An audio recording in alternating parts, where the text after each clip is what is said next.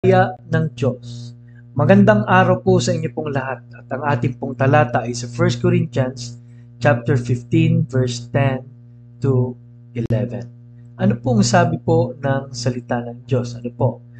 At nawa lahat po tayo nakaranas ng biyayang ito.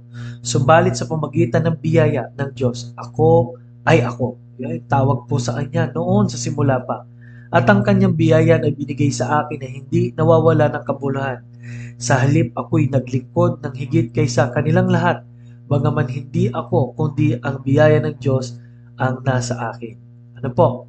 Sa verse number 11 po, verse number 11, dahil dito maging ako o sila sa gayon kami ay nangangaral at kayo naman ay nananampalataya.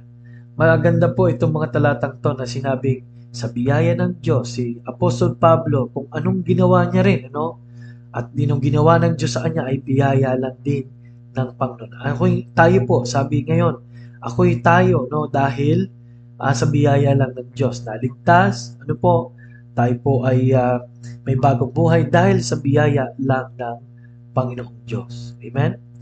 So, ngayon po ay titingnan na po natin the grace of God. Ano po ba ang grace?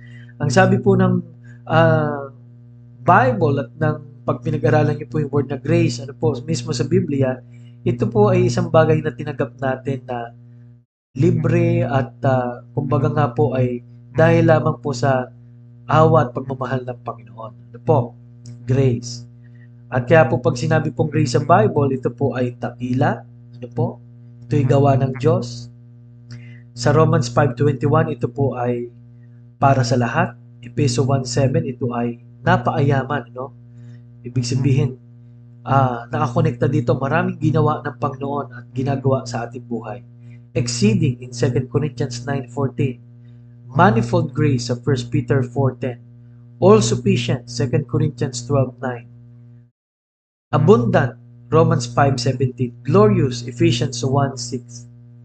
So, ito po ang source ng ating pagkahirang, Romans 11:15. Ang pagtawag sa atin ng Panginoon, Galatia 1:15. Ang pag-aaring ganap, Roma 3:24. Ang pananampalataya, Acts 18:27. Ang pagpapatawad, Efeso 1:7-9. Ang kaligtasan, Efeso 2:5-9. At ang pagsama lagi sa atin ng Panginoon sa gitna ng mga problema, 2 Thessalonians 2:16. At pag-asa, ano po? Pag-asa sa kabuuan. Ano po? At ibinigay po ito para sa mga anak ng Diyos, sa mga nagpapakumbaba, James 4:6. Sa mga lumalakad sa kanya pong kalooban, Psalms 84:11. At sa mga naglilingkod sa Panginoon, Romans 12:6. At sa lahat ng ligtas. Ano po? Ang biyaya ng Diyos. So, ang biyaya ng Diyos, ang totoo, ang naghanap sa atin. Sabi po ng Roma 3:10-11, tayo nagsilayo sa Panginoon. Ang mga landas natin ay talagang hindi papalapit sa Kanya. Pero si Moses, si Mateo, si Zacchaeus, si Pablo, lahat yan, lahat tayo'y biyaya ng Diyos ang nakahanap sa atin. Ano po? At ito po ang nagligtas po sa atin. Sa Efeso 2:8-9, Romans chapter 3 verse 21-26. Ano po? Bakit po? Sabi ron, hindi sa mga gawa, no? Wala talagang magliligtas sa ating gawa, no? Pagka sa gawa po, walang magagawa ang tao. Ang katwiran ni Jesus ay nilagay lang sa atin. Ano po?